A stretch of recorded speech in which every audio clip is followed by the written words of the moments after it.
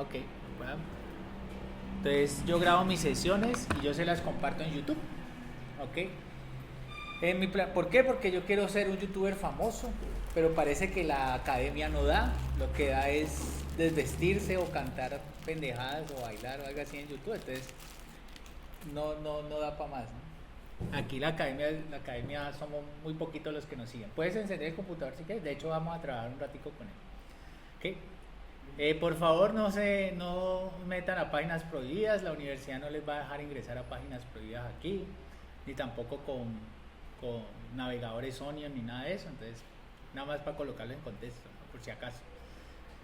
Bueno, entonces, ¿ustedes de qué colegio vienen? ¿O de dónde están asistiendo? ¿Ustedes todos son de la Córdoba? ¿De Galán también? Ok, listo. Qué bien entonces que vengan acá. Algunos estudiantes que participaron con nosotros de clubes de programación anteriores han quedado en la universidad. Ahorita están estudiando en ingeniería electrónica o tecnología en desarrollo de software. Entonces este es un proceso como de inclusión a ese tipo de actividades. Esto como tal es un curso de programación, un curso de fundamentos de programación imperativa. ¿Okay? Lo que ustedes van a ver aquí es lo que ven en el primer curso de programación de la carrera. ¿Okay? Lo básico. Obviamente allá les van a colocar a hacer un proyecto un poquito más complicadito o algo así, pero lo básico lo ven acá. O sea, ustedes si ven este curso y entran a TDSoft, a Tecnología en Desarrollo de Software, podrían ver ese curso con muchas más facilidades que muchas otras personas que literalmente ni siquiera han visto un curso de programación. Lo que hacen en el computador es solamente enviar TikToks o Messenger o lo que sea que estén trabajando en redes sociales. Aquí vamos a trabajar un poquito de eso. ¿Okay? Ese es como el plus que nosotros queremos dar con el club. Ustedes han tenido, hago esta pregunta para los compañeros de aquí que nos están acompañando presencial. ¿Ustedes han tenido la experiencia de programar alguna vez? De pronto, no sé, un blog o hacer una página web. ¿Cuál es el enfoque de los colegios donde ustedes están asistiendo? ¿Es básico? ¿El colegio es básico? ¿O académico? ¿O industrial? ¿O comercial? ¿Cuál es el enfoque del colegio? ¿El de ustedes es industrial? ¿Comercial? ¿Ven contabilidad? ¿Ven esas cosas? ¿Administración? Algo de ese estilo, ¿no? Ok. Entonces ustedes ya salen creo que salen como auxiliares, ¿no? Ok, muy bien. ¿Y por qué entonces meterse a hacer programación?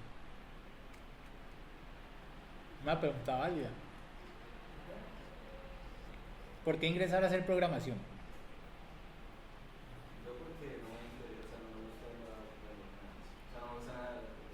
Nada de lo que te están dando ya, ok. ¿Tú? Yo porque, pues aparte de lo que me gustaría aprender mucho más de lo que sé. Ah, muy bien. Te ve intelectual. ¿Tú? Pues yo estoy programador. Ok. ¿Ustedes? Ah, qué bien. ¿Tú? Una posible carrera profesor. Ujú. Ujú. Bueno, en general los compañeros nos comentan acá que el objetivo de ellos es aprender algo nuevo o que de pronto el enfoque que les están dando en el colegio no les interesa. Y está bien, cualquiera de esas respuestas es válida. Y más aún porque ustedes están en un mundo que ya es digital. A ustedes se les conoce como nativos digitales, ustedes nacieron en la época del smartphone. O sea, ustedes en la vida vivieron sin ese aparato. ¿Ya? ¿Ustedes cuál es la máxima edad que hay aquí? ¿16, 17 años? ¿15? ¿Quién tiene 15? ¿16? ¿17? ¿18?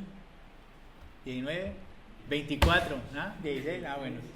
Ok, entonces están en eso. Esa época, pues todos ustedes están inmersos en este tipo de tecnologías, pero no las saben manejar. Y se los digo sinceramente, una cosa es aprender a utilizar un smartphone y que tiene un conjunto de funcionalidades que alguien pensó para hacerlo fácil y fácil su navegación, y otra cosa es programar lo que está detrás para que lo haga. Aquí, en tecnología en desarrollo de software, ustedes si ingresan al programa, se les forma para hacer programación de aplicaciones, se les forma para crear infraestructura TIC y se les forma para ser gestores de tecnologías de interfaz de usuario. Estos son los 3 enfoques que nosotros tenemos acá. Si ustedes ingresan a estudiar acá, después de que salgan de su carrera, pueden optar a ingresar a la Universidad del Valle, al área de Ingeniería de Sistemas.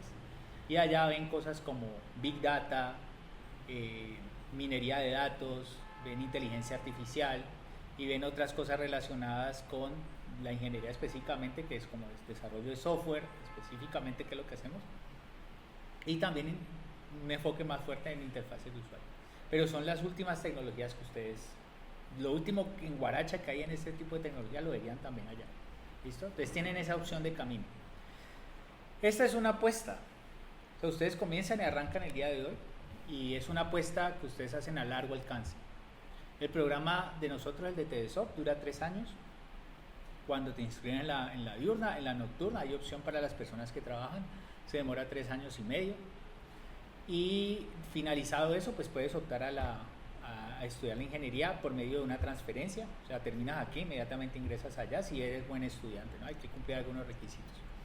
Y de aquí han salido estudiantes que en este momento están muy bien posicionados en el mercado laboral porque saben algunos paradigmas de programación que son muy apetecidos en la industria, como lo que es implementación de inteligencia artificial o análisis de datos.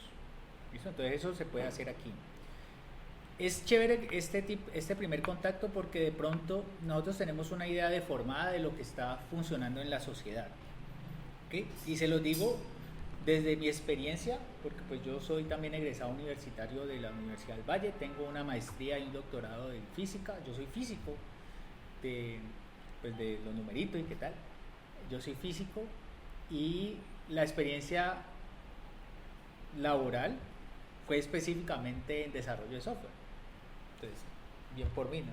Estoy aquí por eso, apoyando todas las áreas, lo que es programación, matemáticas y pensamiento computacional, entre otras cositas. Eso es lo que yo he hecho. Y he visto el crecimiento de este área, del área de la programación. Yo nací en una época en la cual no éramos nativos digitales, pero sí teníamos estos computadores. Y vi el nacimiento del boom de la inteligencia artificial y vi el nacimiento del boom de la minería de datos. Y de algo que se llama el Internet de las Cosas, que es colocarle sensores a cualquier cosa. Yo le coloco un sensor, lo manda a internet y él le envía un montón de datos allá. Por ejemplo, este aparatico que tengo aquí a la mano tiene aproximadamente 120 sensores que envían información a las redes sociales de todo lo que ustedes hacen, lo que piensan, con quién hablaron, todo, dónde estuvieron. O sea, el manejo de los datos ahorita es, el que maneje los datos maneja el mundo. Y eso lo comprueban industrias como Microsoft, lo comprueban industrias como Google, lo comprueban industrias como X, ¿cierto? Meta, esas están en ese momento, en ese tipo de crecimiento. Entonces ustedes deben entender en qué momento histórico están. La tecnología en desarrollo de software tiene una salida laboral muy buena. En todo lado están necesitando desarrolladores de software. En este momento en el mundo se necesita más de 1 millón de desarrolladores de software. Gente que sepa hacer software. Y entonces aquí lo van a aprender. Y hay estudiantes que aún estudiando de desarrollo de software han creado empresa o están trabajando en empresas de desarrollo. Y están ya posicionados. Hay unos estudiantes que ganan más que yo. Porque hay una niña aquí que ella ya es programadora senior en una empresa de desarrollo de software, ha tenido la experiencia del mundo, pero necesita certificarse y aprender unas cositas que su experiencia no le ha dado. ¿Listo? Entonces por eso ella está aquí. Y es bien interesante esa historia de vida de ella porque ha hecho muchísimas cosas. Y así también hay estudiantes que están en este momento tienen una empresa de desarrollo de videojuegos, por ejemplo. Hay otros que ya están trabajando en sus propios proyectos con empresas de desarrollo en Medellín. Hay un niño que está en segundo semestre, entra este tercer semestre, y ya él el semestre pasado desarrolló una aplicación que vendió a una empresa de desarrollo de software. Y todavía está aquí. Uno diría, uy, ya está tan, ¿no? Que él necesita formarse porque lo que aprendemos aquí es un poquito más allá de lo que él ha hecho. ¿Listo? Y es bastante interesante. ¿Alguna pregunta, inquietud, comentario, sugerencia al respecto? No, muy bien. Bueno. Entonces nosotros nos habíamos quedado con los compañeros que nos acompañan desde el exterior, nos habíamos quedado en un conjunto de cosas que ya habíamos trabajado acá. Habíamos trabajado condicionales, habíamos trabajado estructuras de repetición.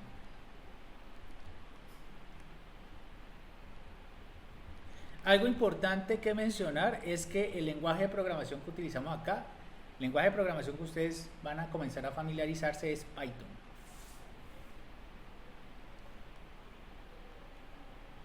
¿Listo? Lenguaje de programación Python. Para programar ustedes lo van a hacer en línea. Programamos en línea. ¿Ok? Es decir que no necesitan instalar nada en sus computadores. Hago una pregunta. ¿Ustedes tienen computador en la casa? ¿Quiénes tienen? Levante la mano. ¿Todos? ¿Tú no tienes? ¿Pero tienes tu celular y acceso a internet? En este momento que hay todo mundo tiene una conexión a internet rápida, ¿no? ¿Jugás Free Fire y qué tal? ¿No? Ay, qué bien, porque es de los poquitos que no he visto. ¿Pero tienes conexión a internet en tu casa? Ok. Muy bien, con que tenga un wifi y eso, suficiente. Ya con eso comienza a programar.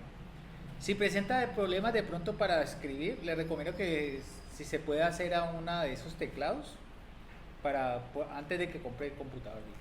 ¿Okay? Solamente para que lo tengan presente. Entonces, muy bien, vamos a programar online. Estas dos cositas que son los condicionales y la estructura de repetición. Primero que todo, un lenguaje de programación. Recuerdo a los compañeros que nos acompañan desde el extranjero que estamos haciendo un review de lo que ya hemos trabajado. Un lenguaje de programación tiene una sintaxis.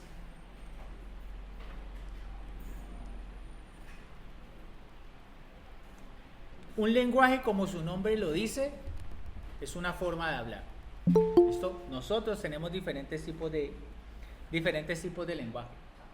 El español, como ustedes lo saben, es un lenguaje. Y para poder comunicarnos en el español hay unas reglas sintácticas. ¿Cuáles son esas reglas sintácticas? Pues que cuando yo construyo una oración tengo que tener un sujeto, el verbo y el predicado, ¿no? Como mínimo. Y esa estructura de los verbos tienen una forma e indican una acción.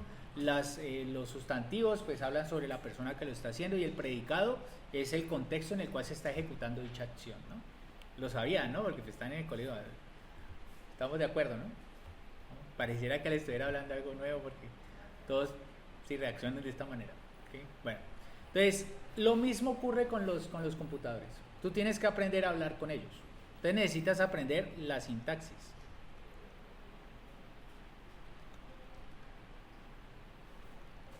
¿Listo? Aprender cómo escribir para ellos. Y el objetivo de aprender la sintaxis es desarrollar algoritmos.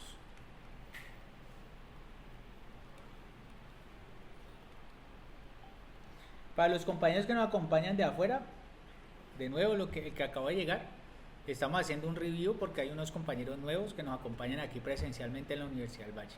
¿Okay? Entonces, la idea es desarrollar algoritmos. Y uno se pregunta, ¿ustedes han escuchado la palabra algoritmo? Fórmulas, tienes como una idea de fórmulas, ¿tú? ¿Algo repetitivo? ¿Ah? Algoritmo en términos de algoritmo, una definición recurrente, está interesante, ¿no? Ok. Resulta que el algoritmo es una propuesta de solución a un problema, ¿listo?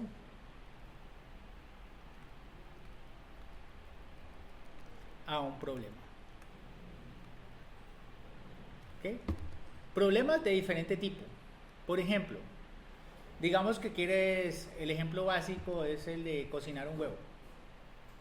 Normalmente yo quiero cocinar un huevo, pues debo hacer acciones, una secuencial, una tras de otra, ¿cierto? Y yo soluciono ese problema, el problema de cocinar el huevo. Pero tengo que hacer un conjunto de pasos. Por ejemplo, si yo, no sé, rompo el huevo antes de colocarlo en la cacerola, pues obviamente no soluciono mi problema porque el orden en el cual está hecho esa propuesta de solución está mal. Cuando nosotros nos vestimos, lo hacemos también en un orden secuencial. Cada persona tiene su propia forma de vestirse. Al final, entregan la misma solución, o sea, vestirnos. Hay personas que, por ejemplo, yo arranco primero, obviamente por los interiores. No es que primero me coloque el pantalón y luego los interiores, porque entonces habría un problema de los procedimientos, cómo están organizados. ¿Listo? Todos entendemos más o menos esa idea. Entonces, un algoritmo es exactamente lo mismo. Es una propuesta de solución a un problema. Y el asunto es que no existe un único algoritmo para resolver un único problema, sino que para un único problema existen muchísimas soluciones. ¿Ok? Entonces, primero entendamos esto. Propuesta de solución, hay muchas soluciones. Y ustedes, desde la preparación que tienen en el colegio, les enseñan a unos algoritmos. Nosotros los reconocemos más fácilmente en el campo de las matemáticas. ¿Listo? Algoritmos que conocemos. Ustedes saben el algoritmo de la suma de números, ¿cierto? Como mínimo tienen que saberlo. ¿Cómo yo sumo dos números de 3 cifras, por ejemplo? 254 más 332, por ejemplo.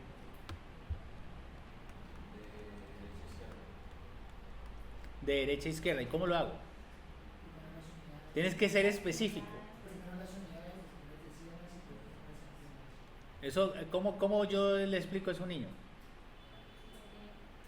¿Cómo lo hago?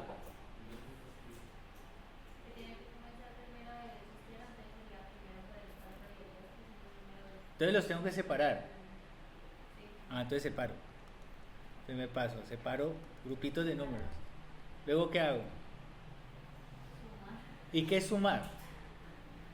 ¿Qué es el procedimiento de sumar? Cuando yo digo 4 más 2, ¿qué es? ¿Y cómo lo representas? Por ejemplo, más fácil, pero yo como le enseño a mi hermanita Ajá. es que tiene que, por ejemplo, le coloco 4 objetos y que a esos 4 objetos en este caso tendría que adicionarle 2 más. ¿Dos más? ¿Del mismo tipo? Porque si yo cojo vacas y le adiciono perros, al final tengo 4 vacas y 2 perros. Tienen que ser 4 vacas en un grupo y otras 2 vacas en otro grupo. Son del mismo tipo. Entonces, si ves, hay un conjunto de reglas que tenemos que satisfacer. Entonces, por ejemplo, ella dice, pero antes de poder resolver un problema de esto, el niño, para poder hacer el problema, necesita saber sumar cosas de una sola cifra. ¿Sí o no? Necesita poder sumar 4 más 2. Necesita saber eso. ¿Hasta dónde se resuelve el problema de 2 cifras? Cuando la cantidad es 9 más 9, ¿cierto? Porque luego llegamos a 10 más 12, por ejemplo, pero eso son 2 cifras. Y es un procedimiento distinto. Entonces, ¿qué haces? Ella dice, le digo que a un conjunto de objetos le añada otro y luego los cuente. O sea, el proceso de la suma es contar 2 grupos distintos y al final organizarlos en uno solo. Entonces, hay varios conceptos detrás. Por ejemplo, 4 y 2. Voy a resolver ese problema. Entonces, yo pienso en 4 objetos. Supongamos que son puntos. Y pienso en otros 2 objetos del mismo tipo. ¿Cierto? Este es un grupito y este es otro. Y al final, yo quito esos 2 grupitos y lo convierto en uno grande. Y miro cuántos objetos hay ahí. Ahí hay 6. Entonces la solución sería 6. Pero el hecho de contar en sí es un algoritmo. Y vea todo lo que yo tengo que utilizar para la representación. Y eso lo sabemos hacer. Y cuando tenemos varios objetos del mismo tipo, en este caso un número de varias cifras, lo que hacemos es dividir el problema en problemas más sencillos que ya sabemos resolver. Por ejemplo, en este caso yo sé resolver el problema de 4 más 2, de 5 más 3 y de 2 más 3, ¿cierto? Al final tendría que resolverlo de manera independiente cada uno de ellos. Entonces esto me daría 6, esto me daría 8, esto me daría 5. Y al final la solución la complemento y digo, yo leo posicionalmente ese número. ¿Ok? Pero ese es todo mi algoritmo. ¿Y qué pasa si el algoritmo tiene una pequeña variación? En vez de ser este número, fuera por ejemplo este. ¿Cambia el algoritmo un poco? En ese caso, sí. ¿Por qué? Porque la suma de las 2 cantidades independientemente no me va a dar una sola cifra, sino que me va a dar 2. Y cuando me da 2, hay un procedimiento distinto. Por ejemplo, yo podría optar por hacer la suma de estos 2, eso me da 11. Y este numerito extra que me apareció, ¿qué hago? Lo elevo como un carry aquí, ¿cierto? Eso lo elevo un acarreo. Dejo esta cifra y esta otra que me apareció la coloco acá arriba y hago ya la suma, no de 2 números, sino de 3. ¿Sí o no? Eso es lo que nos enseñaron a hacer. Ese es un algoritmo. Y a nosotros nos lo enseñan muy bien en el colegio y uno lo aprende. Uno de los ejercicios que yo les voy a colocar a hacer es que Si ustedes saben hacer este algoritmo, enséñenle a un computador a hacer la misma suma que ustedes hacen. ¿Por qué? Ustedes cuando cogen una calculadora, por ejemplo, le dicen, han manejado calculadoras, ¿no? Primero que todo, han manejado calculadoras. Cuando yo le digo a una calculadora, haga 2 más 3, ella me entrega 5. ¿Cómo hizo esa suma? ¿La hizo igual que nosotros? ¿Por qué dices que no? ¿Cómo sabes que no es?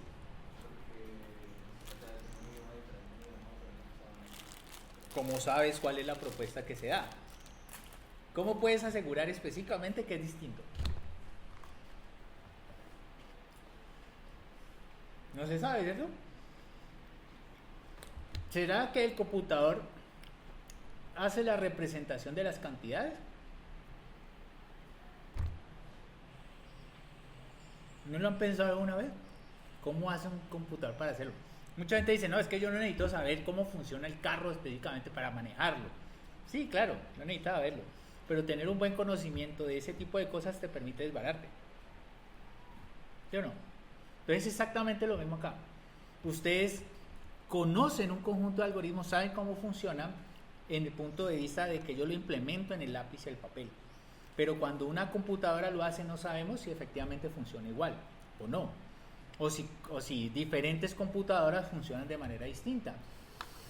Porque es posible, digamos que usted tenga una calculadora Casio y el otro tenga una calculadora Cadio, ¿no? Porque Casio y Cadio han salido diferentes. ¿Será que la forma en la cual la suma de las Casio lo hacen es igualita a la suma de las Cadio? Porque eso sería un problema legal de robo de patentes, porque eso es tecnología. Esas tecnologías cuestan. Hay unas tecnologías, y yo ya le comentaba a los compañeros que nos acompañan del exterior, que el software es muy costoso. Hay unos software que son muy, muy costosos. Y no es del hecho de que cuestan varios millones, no, es que son varios miles de millones de dólares. Por ejemplo, el algoritmo de Twitter. Ustedes saben cuál es el algoritmo de Twitter, es X ahorita, ¿no? Elon Musk lo compró el año pasado. ¿Sabe cuánto le costó a Elon Musk comprar Twitter? No lo van a averiguar, no sé, no es percatado, no, apenas lo escuchan. Cambió de dueño, ¿no? Le costó la pequeña suma de 40 mil millones de dólares. Un algoritmo que lo único que hace es subir comentarios a un ¿cómo se llama? A un muro. Él le llama así, ¿no? A un formulario. Es lo único que hace. Eso es Twitter. Y cuesta 40 mil millones de dólares. Eso es tecnología. Y él pagó 40 mil millones de dólares por eso. Hay otras tecnologías más complicadas, por ejemplo el algoritmo de Shazam. No sé si han utilizado Shazam. Shazam es un algoritmo que permite el reconocimiento de música. Usted escucha una música por ahí y entonces coge Shazam y yo quisiera saber qué canción es esa para poder, pues de alguna forma verla, descargarla legalmente, ¿no? Usted sí lo tiene. ¿Cómo funciona? ¿O cómo hace reconocimiento? Uno simplemente presiona un botoncito y él le dice, esta canción es tal. Pero el asunto es que ese coso reconoce la canción en cualquier momento de la canción. Entonces, ¿cómo lo hace?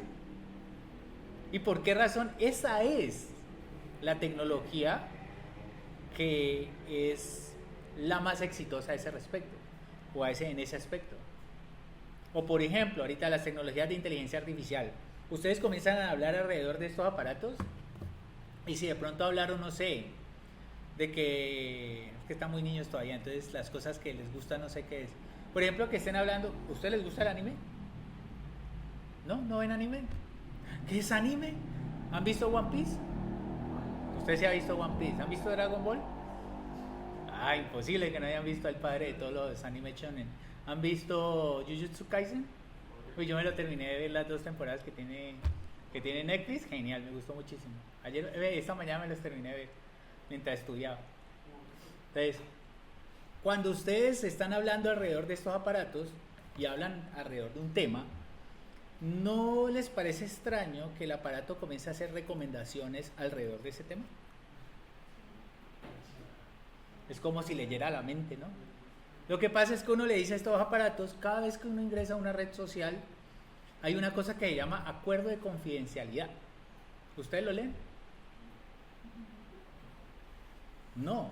Y ahí cuando ustedes hacen ese acuerdo, y el problema es que es un acuerdo legal entre las partes, tanto la que ofrece el software como la persona que lo acepta.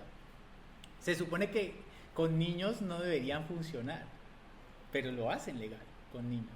Entonces, porque son niños. Y aún así tienen ese tipo de cosas, tienen cuentas en Instagram o lo que sea que tengan ahorita. ¿Ya?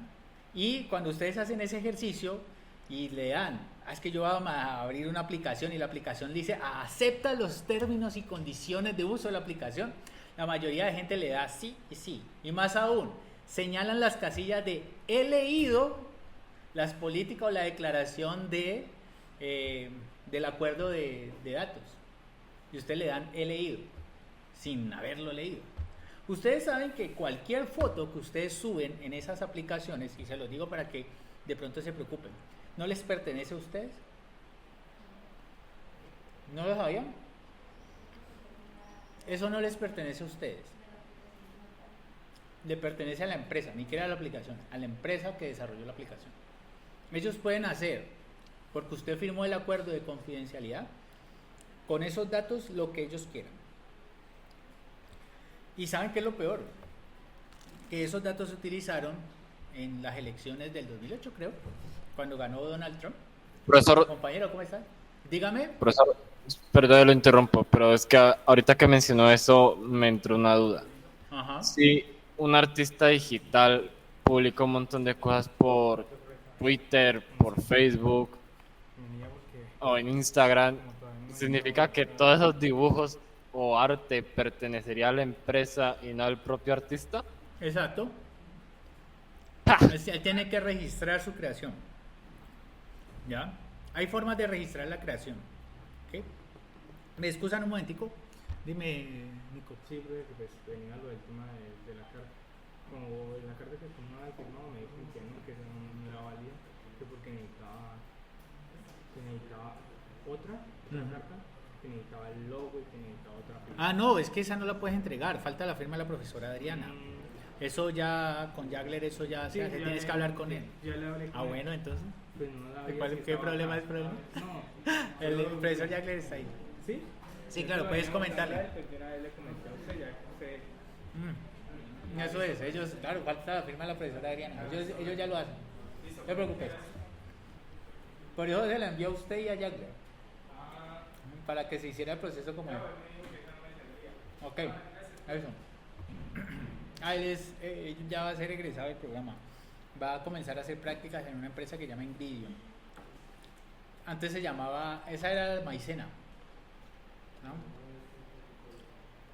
Él va a trabajar en esa empresa que cambió porque ahorita es un conglomerado internacional.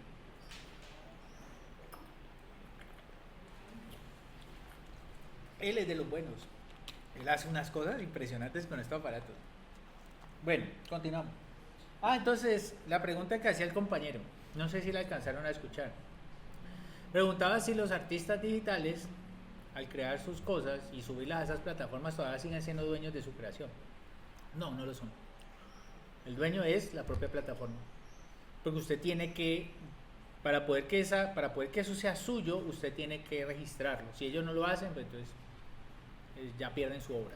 Profesor, Dígame.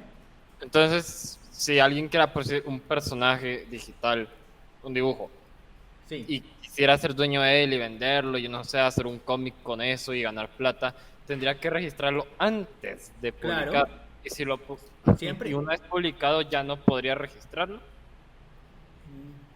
Sí, por esa razón se hace registro antes, dependiendo de dónde sea. Por ejemplo, digamos que usted, ya que menciona el asunto de lo de las caricaturas, digamos que usted creó una caricatura y usted la colgó en algún lugar, ¿listo?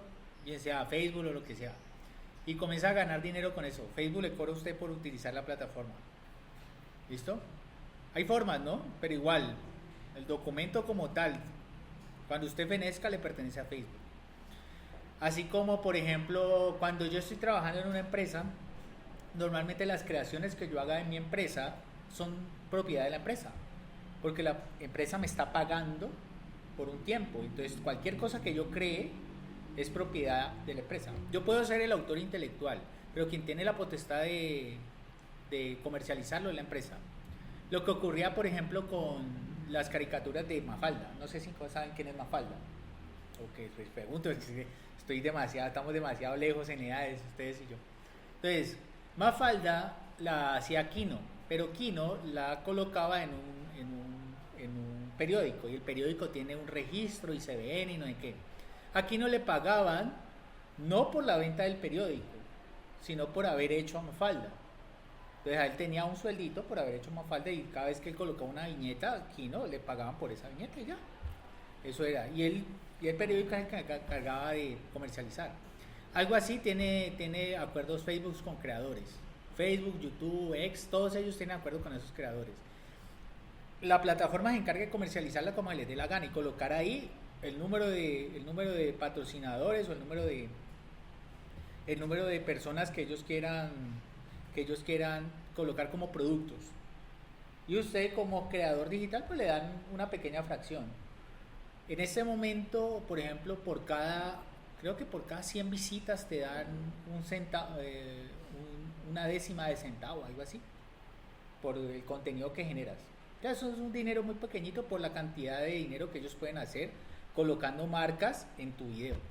Pero igual eso es la cosa que usted acepta cuando le da. Acepto el acuerdo de manejo de datos. Profesor, esa es la forma en la cual ellos se curan, ¿no?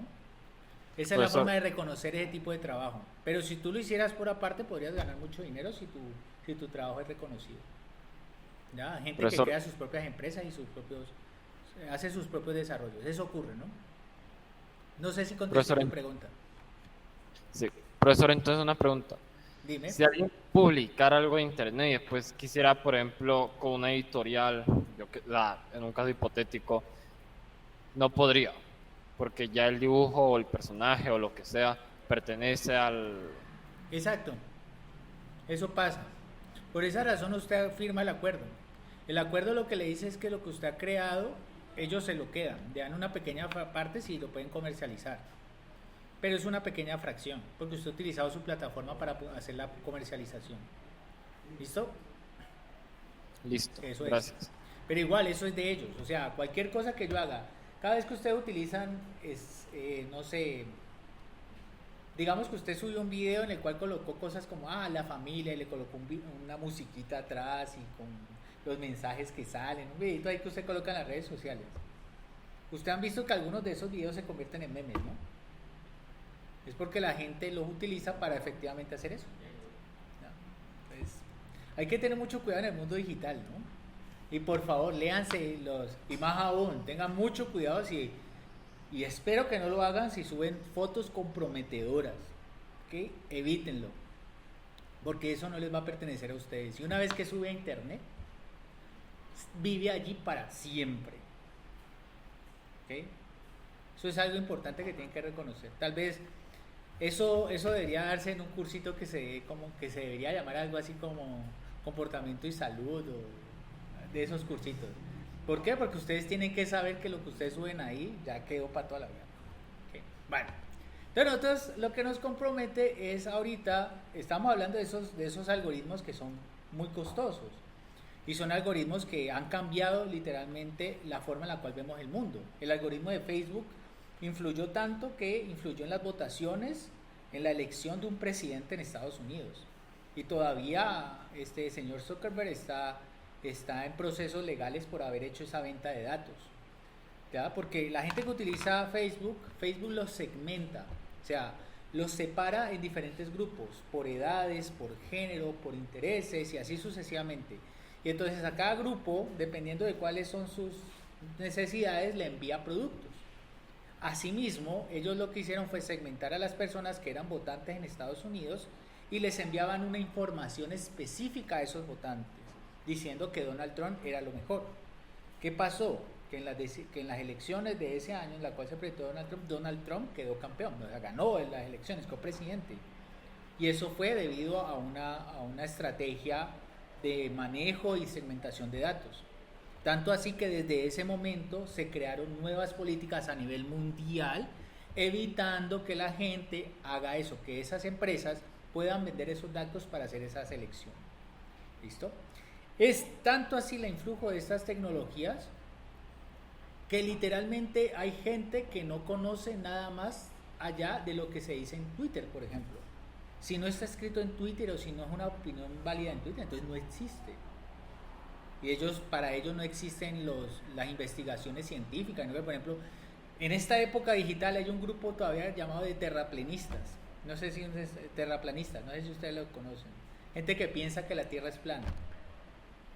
Por Dios, sin la tecnología que hay, establece que nos podemos comunicar es porque la Tierra es pues un ovoide y entonces hay satélites alrededor de ella y eso. Y hay gente que asegura que es plana, sí o sí. O sea, como para que lo vayan pensando, o sea, este tipo de cosas moldea la imagen del mundo de la gente. Y ahorita yo estaba, antes de venir para acá, estaba escuchando un podcast de una persona, Lex Fridman, uno de los que les compartí en la lista de podcasts que les hice anterior, en la lista de páginas de YouTube que les recomendé que vieran. Estaba viendo una discusión de él con una experta en robótica, sobre lo que hacían estas redes sociales, de deformar el mundo, de deformar las necesidades de las personas. Y es una pregunta ética muy interesante, el cómo esto se deforma. Tanto así que hay estudios que muestran que la mayoría de adolescentes de Estados Unidos no saben que hay un mundo fuera de Estados Unidos. O sea, si usted le pregunta a ellos cómo es Latinoamérica, ellos piensan que todavía nosotros estamos montados en los árboles. De ese tamaño es. Así es, lo piensan de esa manera. Piensan que en Latinoamérica la gente vive, no sé, en casas de bareque y que no hay tecnología y eso. Así lo piensan. Y es una cosa muy tenaz. No conocen fuera de eso. ¿Ok? Entonces, bueno, esas tecnologías han impactado el mundo y hay que reconocer que le impactan. Y son solamente eso, soluciones a procedimientos. Algoritmos muy simples, como hacer un formulario. ¿Listo? Esos son los primeros. Algoritmos de todo tipo. Hay unos que son científicos, ¿no? Los algoritmos que yo hago, numéricos.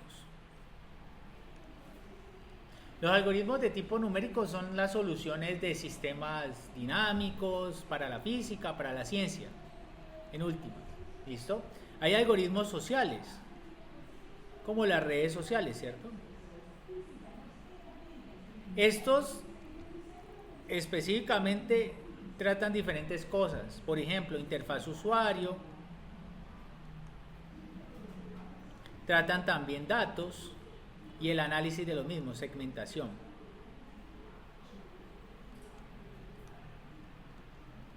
Segmentación de mercado. ¿Okay? Algoritmos de muchas cosas. Hay algoritmos que son utilizados para representar información.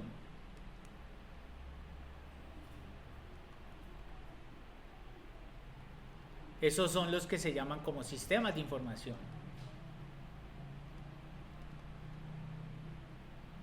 De estos hay algoritmos estadísticos. Google Maps es uno de ellos. No sé si lo han utilizado alguna vez. Normalmente se utiliza como un GPS y eso. ¿Ah? Muy bien. Bueno, hay algoritmos de todo tipo y para todo lo que usted se imagine. Todo lo imaginable. Y como dice una investigadora de Estados Unidos, la señora Sarah Walker, todo lo que aún no se ha imaginado. ¿Listo? Y más aún, ella plantea que la idea, o sea, una idea, tiene una realidad física. Y es porque de alguna manera moldea el mundo físico. Hasta que una persona pensó en los cohetes no tenían existencia en el mundo físico. Debía existir esa persona para que se pensara en los cohetes. Después de que esa persona creó el cohete, existió. O sea, una idea moldea el mundo físico. Es un paradigma bien interesante de psicología. ¿Ya? Y ahí se sustenta las cosas de que tú eres lo que crees ser. Entonces, para que lo vayan revisando. Entonces, los algoritmos de todo tipo para todas las cosas. Yo hago muchos algoritmos de tipo numérico. Esa es mi experticia. Yo analizo sistemas físicos. Entonces los sistemas físicos yo los simulo a través del computador. creo un método numérico, de pronto las ecuaciones de Newton, no sé si han escuchado de ellas. Primera, segunda, tercera ley, las ecuaciones de la sumatoria de fuerzas y aceleración y velocidad y no sé qué. Eso es lo que nosotros hacemos. Entonces, yo propongo las ecuaciones y le pido al computador que las resuelva desde el punto de vista de métodos numéricos. Hacer sumas muy rápido. Ya, eso es lo que nosotros hacemos. Y eso me da alguna respuesta de solución de algún sistema físico. Yo estudio algo que se llama los cristales fotónicos y metamateriales. Eso es para controlar la luz. Y tiene aplicaciones muy interesantes como lo son las celdas solares. Cómo hacer que una celda solar sea más eficiente. O tiene aplicaciones en comunicación. Cómo crear sensores que sean pues, más sensibles, por ejemplo. Entonces ese tipo de cosas yo lo hago. Los algoritmos sociales pues son todos los que están relacionados con redes sociales y ya vemos cómo influye al mundo, ¿no? Y los de representación de información son aquellos que están, pues los sistemas estadísticos, los sistemas de información como que usted puede ver en Google Maps o que puede ver en una biblioteca, que muestran información y la relacionan con lugares físicos. Ese tipo de cosas existen. Y hay muchos más tipos de algoritmos, ¿ok? Pero bueno, para hacer eso nosotros necesitamos, si queremos un lenguaje de programación, necesitamos aprender la sintaxis y necesitamos aprender cómo hablar con el computador. Entonces, una cosa es que necesitamos para poder hablar con el computador un entorno de desarrollo. Entonces, vamos a hablar un poquito de eso y eso nos vamos a centrar ahorita en hacer cositas en el entorno de desarrollo.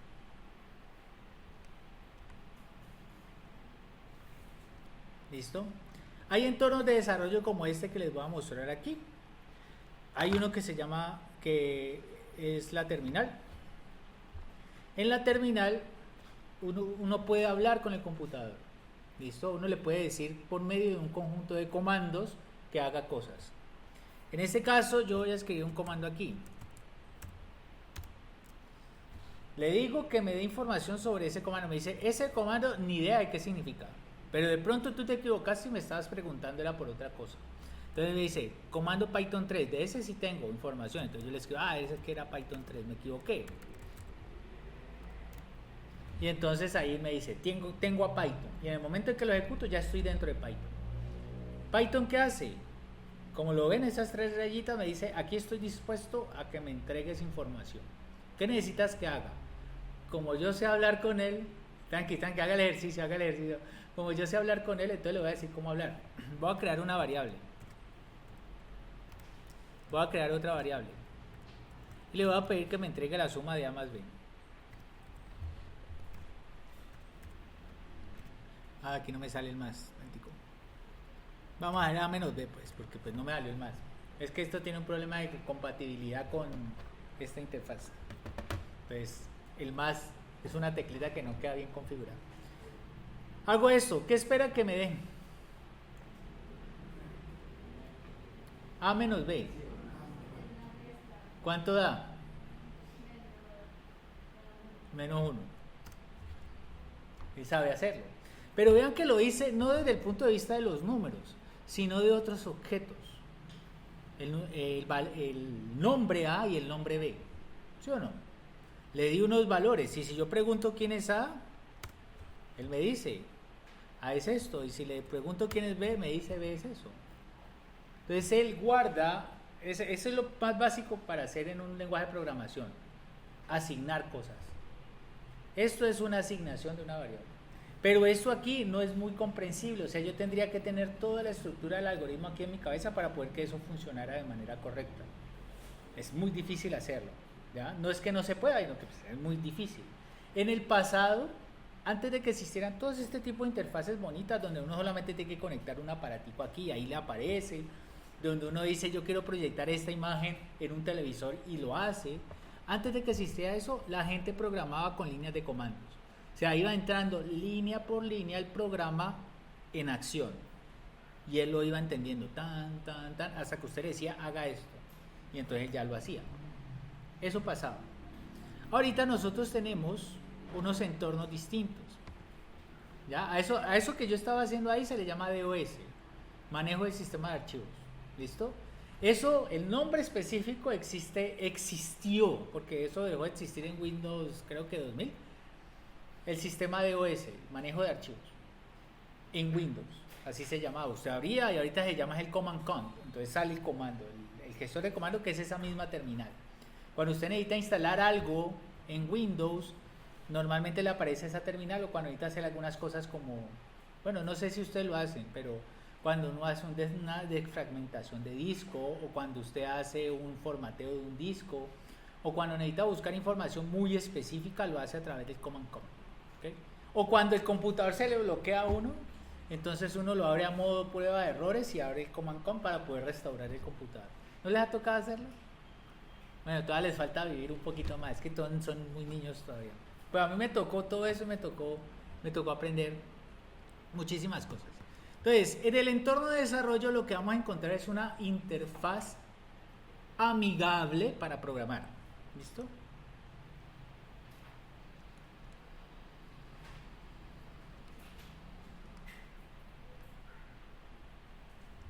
Y un entorno de desarrollo puede ser cualquier cosa. Puede ser un blog de notas. Por ejemplo, puede ser esto de aquí. Un documento de Office, un documento de Excel. Todo eso es un entorno de desarrollo. Porque cada una de esas cosas prácticamente se ha convertido en un lenguaje de programación. Usted puede programar directamente ahí. ¿Ya?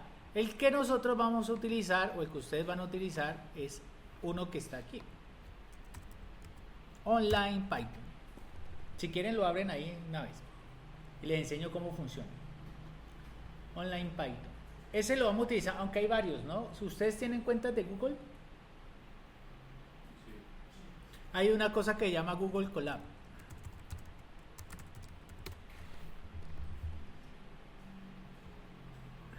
Google Colab es algo que se llama un notebook. Esto, bueno, se tienen que ingresar y no sé qué, pero al final les sale algo de este estilo. Les muestro diferentes lugares donde trabajar. Les sale algo de este estilo, ¿ya? Donde, por ejemplo, uno lo que le va a aparecer es algo así, donde uno puede ingresar información, ¿listo? Y hacer que esto que está aquí es un algoritmo. No funciona muy bien, pero pues ahí está. Escucha un momentico. ¿Aló, buenas? Ay, Dios mío. No esperando que fuera una llamada relevante de Claro, diciéndole que si me quiero pasar allá. Bueno, esto que está aquí es un entorno que se llama Notebook. Notebook, como su nombre en inglés lo sugiere, es un cuaderno de notas. ¿Listo? ¿Qué es lo que hay aquí? Hay dos tipos de celdas. A cada una de estas cositas que uno ingresa se le llama celda. Hay una celda de texto donde usted escribe características del problema, y hay otra celda en donde usted puede programar. ¿Listo? Cuando ustedes ingresen al programa académico van a ver otros entornos de desarrollo. A eso se le conoce con el nombre de IDE. ¿Listo? Interface Design Environment, algo así que le dan el nombre. ¿Okay? Entorno de desarrollo. Y ahí entonces ustedes van a escribir sus programas. A mí me gusta trabajar este de aquí. Este es un entorno de desarrollo muy simple, en donde usted tiene un lugar donde escribir y un lugar donde ver la ejecución de su programa. ¿Cómo funciona? Cuando ustedes lo abrieron les aparece este algoritmo. Ese algoritmo tiene todas las cosas básicas que funcionan en Python. ¿Qué cosas tiene? Vamos a analizarlo. Tiene una función. Esa función se define como la función suma. ¿Qué hace esa función? La función suma, o sum, aquí como la han llamado, tiene dos parámetros A y B y retorna la suma de esos dos parámetros. Pero a mí no me dice qué tipo de parámetros son. Recordemos que ustedes han visto funciones en el colegio. La función lineal, por ejemplo. La función lineal es de la forma AX más B igual a C. AX más B, ¿cierto? Donde A y B son números. Entonces cada vez que yo reemplazo un valor de X, debo multiplicarlo por A y sumarle B. Y así sucesivamente, ¿no? Entonces veamos en Python qué pasa. Para los compañeros que están en el exterior ya lo han visto. Entonces es una interfaz amigable para programar. En nuestro caso vamos a hablar acerca de funciones. Ya sabemos para qué sirven, ¿no? Ya vieron una. Las funciones en Python tienen esta estructura. Tienen la palabra reservada def, nombre de la función,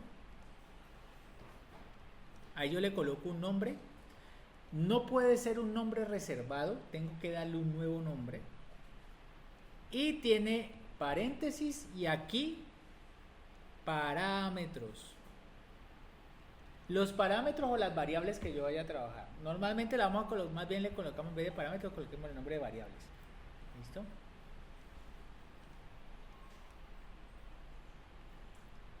Dos puntos, porque siempre tiene que tener eso. Un pedacito aquí, que es el algoritmo. ¿Listo? Que es el algoritmo. Y tiene la palabra return. Y algo aquí, lo que retorna. Eso es lo que tiene toda esa estructura. Siempre que yo quiera escribir una función, debo hacerlo de esa manera. Supongamos que, y vamos a colocar este ejemplo bien simple, supongamos que queremos hacer la función, una función lineal. Y esto les sirve a ustedes para calcular rápidamente varios valores. ¿Okay? Supongamos que yo quiero hacer mi función lineal. La función lineal es así: f de x igual a ax más b, donde a y b son dos números. ¿Okay? Voy a construir una función que sea la función f de x. Entonces voy a hacer así: def f de x, dos puntos. Vean cómo se llama la función. La función se llama f. ¿Cuántas variables ingresan? Solamente una, ¿no? El x. ¿Y qué voy a retornar? Retorno. ¿Qué debo hacer? Debo coger a la x y multiplicarla por a y le sumo b. Simple. Pero vean que a y b tiene que quedar definido. Por ejemplo, si yo hago la función f de x igual a 2x más 1, entonces esta función retornaría así.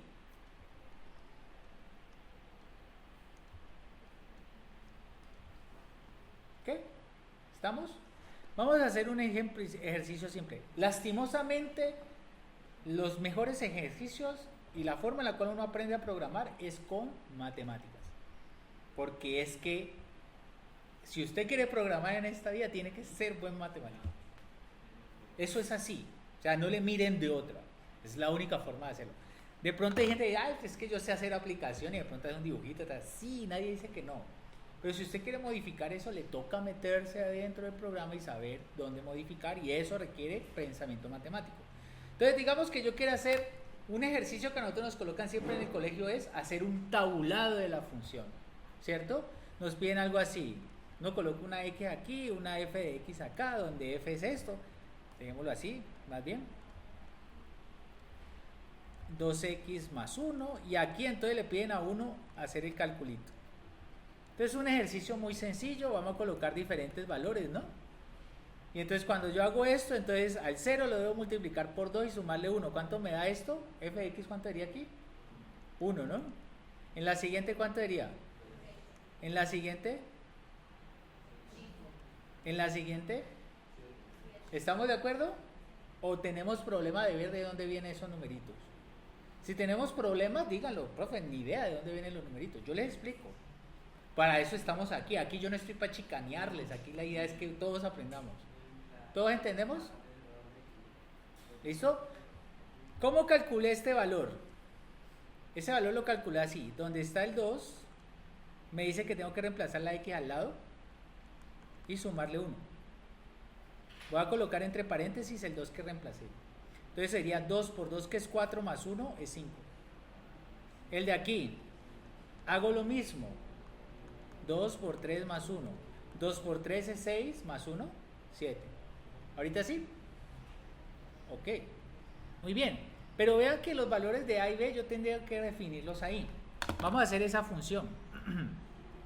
Aquí en Python. ¿Ok?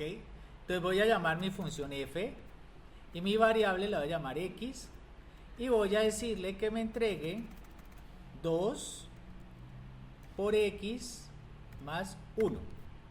El más no lo, la verdad que el más no lo puedo acá. Pues digo que esto es por cosas de la configuración. Aquí hay entonces me toca sacar el más desde acá. ¿Listo? Y entonces lo llevo aquí. Quiero que haga eso. Y entonces quiero evaluar, y aquí vamos a ver unos diferentes formas de interactuar. Quiero que me calcule cuando x vale 1. Entonces le voy a pedir print f de 1. Vean que el valor de x le he dado el número 1. Y estoy utilizando una palabra reservada del lenguaje. Vamos a ampliar esto un poquito para que lo vean mejor. Y estoy utilizando una palabra reservada del lenguaje que es print. ¿Print qué significa? Print, desde el punto de vista de la traducción literal, significa imprimir. ¿Pero en dónde va a imprimir? El entorno de programación tiene este pedazo de aquí. Este pedazo de aquí hace las veces de esta terminal. Entonces, él va a imprimir esa información en la terminal. Entonces, cuando yo le doy run, aquí, él calcula el valor de la función. Exit to terminal. No me calculó f de 1. Qué extraño, no me calculó f de 1. Mira que me dio el cálculo, pero no. No, ahí está. ¿Listo? Vean que ahí me da el valor de la función cuando x vale 1, que es el mismo numerito que calculamos acá, ¿no? Véanlo, ¿no? Aquí. ¿Cierto? ¿Qué pasa entonces si yo cambio eso?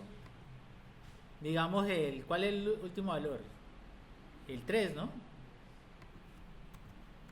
Le doy ahí, le digo por favor, calcula eso, y me lo calcula. ¿Cierto? Tal cual.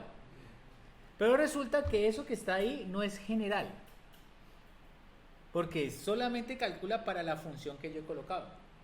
Y si yo quiero otra función, ¿qué debería hacer? Pues debería cambiar el valor del 2 y el 1, ¿no? Porque en este caso, el valor del 2 y el 1 son los que me definen mi función. Pero ¿qué podría pasar más allá de este problema? Yo quisiera hacer una función más general. ¿Cómo lo podría hacer? Pues incluyendo los valores, haciendo la función de una manera más general. En un caso más general, en caso general, yo podría definir mi función de una manera distinta. Tengo los valores de a y b y x. Y entonces retorno a por x más b. ¿Cierto? Ahorita es más general, porque yo puedo pasar cualquier valor de a, cualquier valor de b y cualquier valor de x y hacer el cálculo. Y va a funcionar igual. ¿Listo? Pero vean qué pasó. Antes yo tenía aquí una sola variable. Ahorita aquí tengo 3. Este es el poder de generalización de un lenguaje de programación. Usted puede tener varias combinaciones de las variables que tenga. ¿Listo? Y asimismo obtener cálculos mucho más robustos y rápidamente.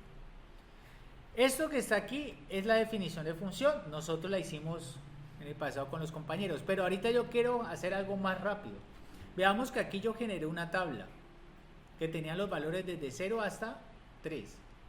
Hay una estructura en mi lenguaje de programación que me permite hacer eso. Compañeros que están allá, Luis, ¿cómo lo puedo hacer para generar una tabla rápidamente? ¿Se fue? No me diga. Mentiras, Angelena acaba de llegar. Hola Angelena, hace rato no te veía, ¿cómo estás? Hola profesor, buena tarde, qué pena la demora. ¿La demora de cuántas semanas? ¿Como 4? No, mentiras, no estoy siendo brusco contigo, pero sí.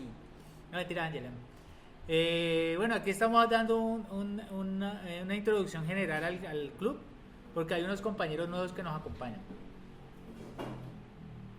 ¿Listo? Entonces, bueno, este es el caso más general. ¿Cómo podemos hacer una tabla rápidamente? Una tabla la podemos generar con un bucle de repetición, una estructura de repetición. Y una estructura de repetición tiene esta forma. Una de las que les voy a enseñar es el for. ¿Listo? ¿Cómo funciona esa? Y les voy a mostrar, en este caso, para generar una tabla sencillita. For i in range n print, así, print f de i. Vamos a colocar dos cosas que me lo imprimo aquí. Print i, coma, voy a colocar la i y f de i.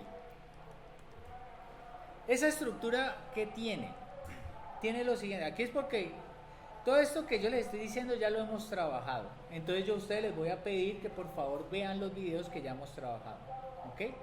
Para que nos coloquemos a la par. Son varios, alrededor de 2 horas cada uno, pero es que no nos hablo mucha caspa, así como hemos hablado hoy, así hablo mucha caspa. Igual, ¿qué cosas en particular tiene este bucle de repetición? Hay unas palabras que son reservadas, for, in. Esta cosa que está aquí, voy a llamarla así, y esta cosa que está acá. Esta cosa que está aquí se conoce como un iterador. Es el objeto que se va a mover. El asunto es que ¿ustedes entienden el concepto de iterar? ¿Es la primera vez que lo escuchan? Ok, ¿qué significa iterar? Iterar es ingresar varias veces. ¿Okay? Eso es. En última, eso es lo que significa.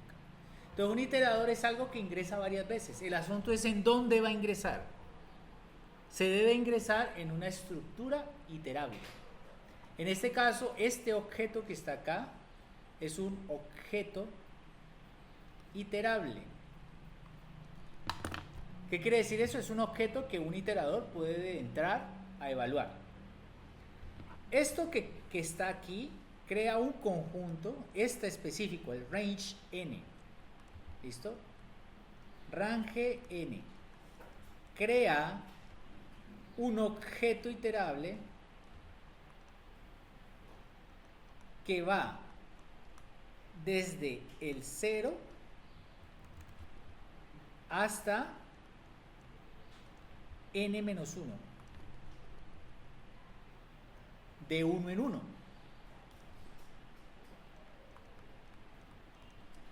Digamos que yo creé range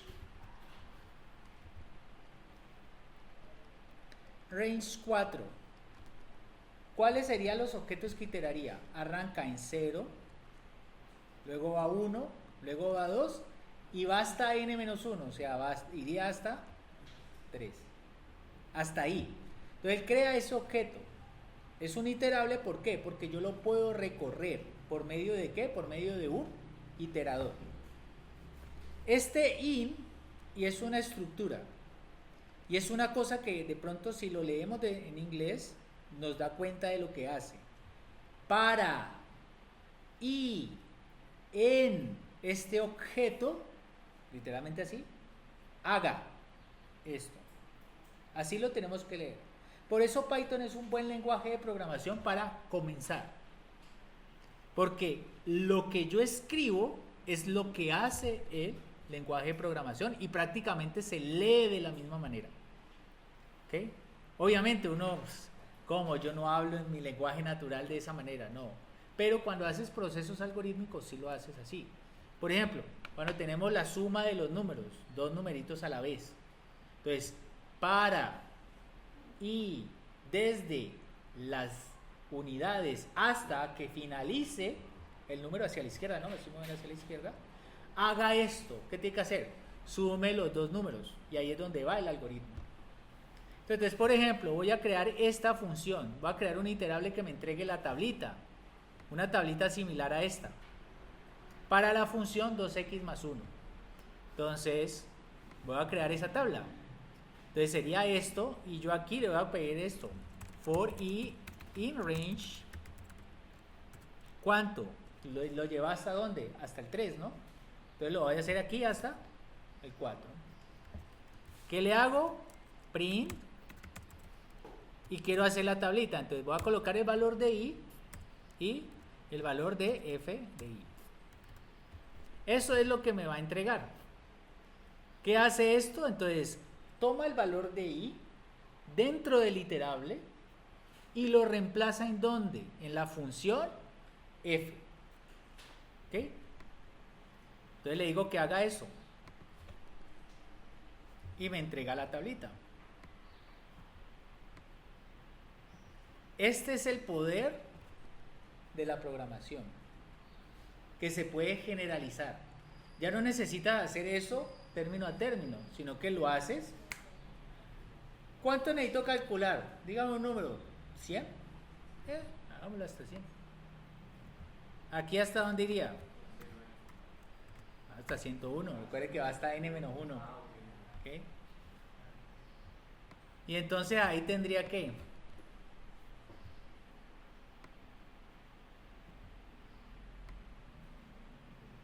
tendría toda la tablita. ¿Ya? Pero eso no es interesante. Eso es una tabla. ¿Puedo pedirle que haga más cosas? Sí. Vamos a generar uno que es un proceso iterativo. ¿Les parece? Hay unos algoritmos, y eso lo van a ver también aquí cuando ingresen a la tecnología. Hay unos algoritmos que se resuelven utilizándolos a ellos mismos, pero para una construcción más pequeña del problema. Eso se llaman algoritmos iterativos. ¿Ustedes conocen un algoritmo iterativo? ¿Han visto la función factorial? ¿Factorial de un número? Usted sí. ¿Cómo se calcula el factorial de 3? ¿3 factorial a qué es?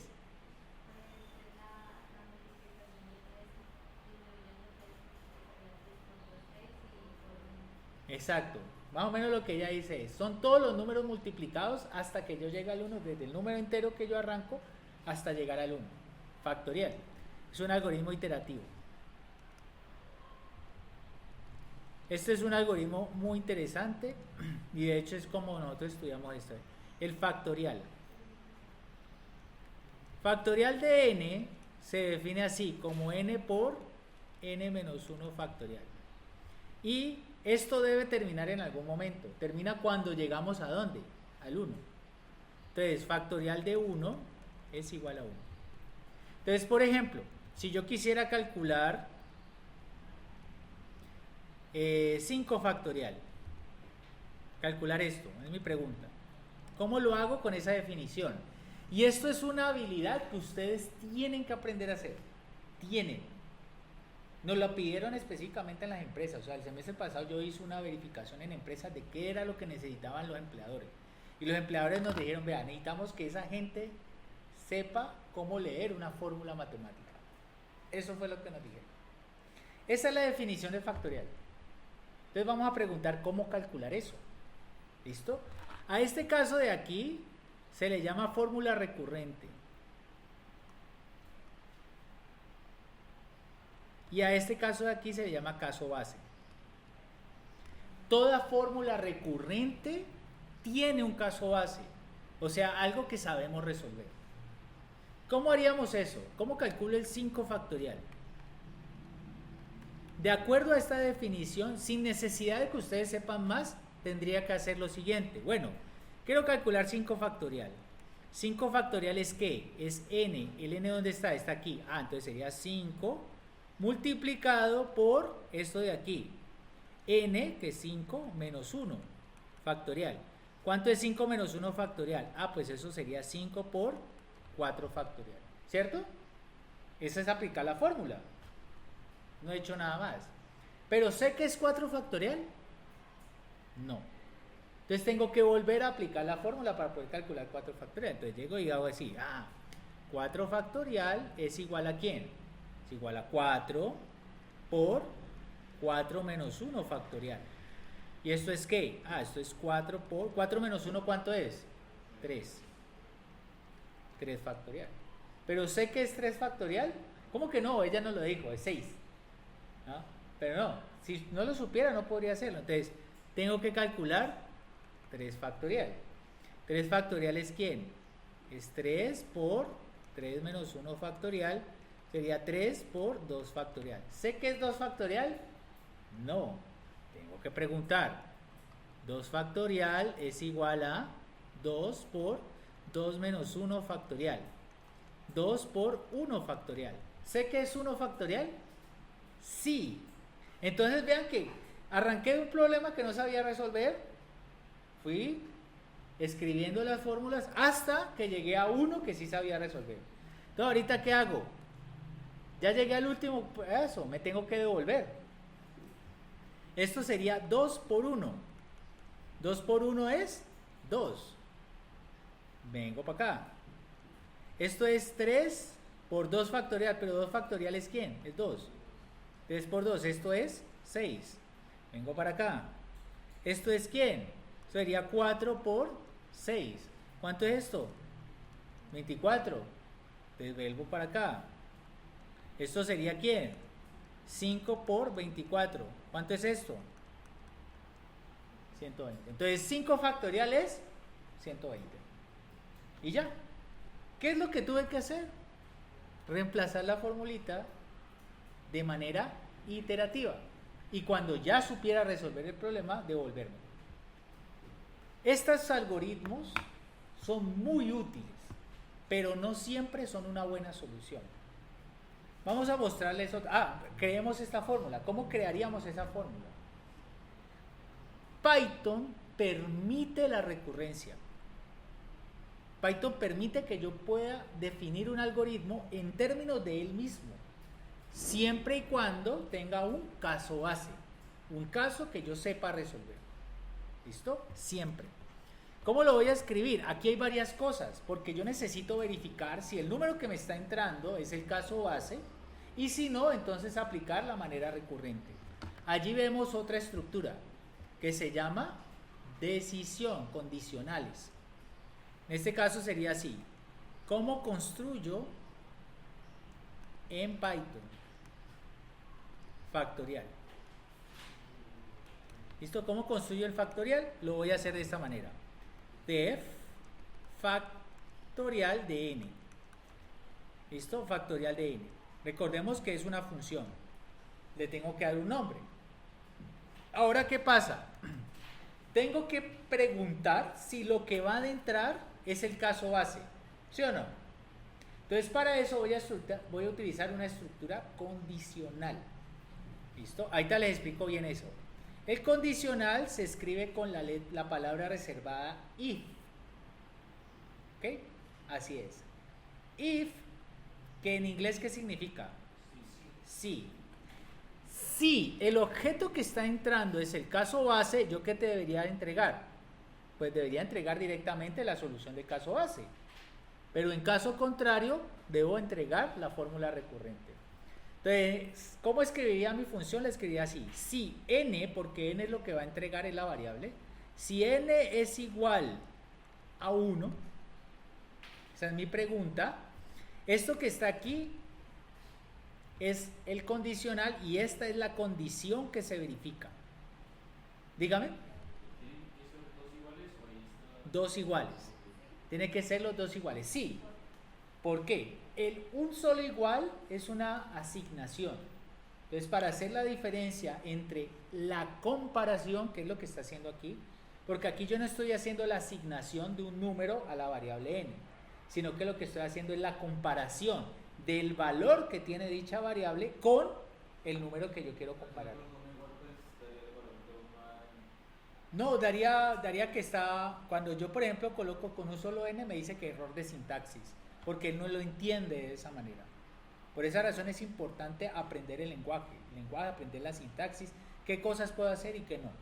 Entonces aquí me dice, si n es igual a 1, o sea, cuando yo hago toda la pregunta como es si n es comparable con el objeto 1, porque es que hay algo interesante que ustedes van a ver también en lenguajes de programación. Es un paradigma que se llama programación orientada a objetos. La programación orientada a objetos es que usted crea diferentes clases, o sea, conjuntos de cosas con unas propiedades. Y usted puede asociar objetos con esas propiedades. Y en últimas, todo lo que usted le pregunte a cada uno de ellos lo puede ver a través de sus propiedades. Es un paradigma bien interesante porque le permite a usted generar muchas condiciones a la vez, sin necesidad de pasárselas una por una. No quiere decir que no se pueda, sino que digamos que ustedes quieran crear las características de una persona, ¿ya?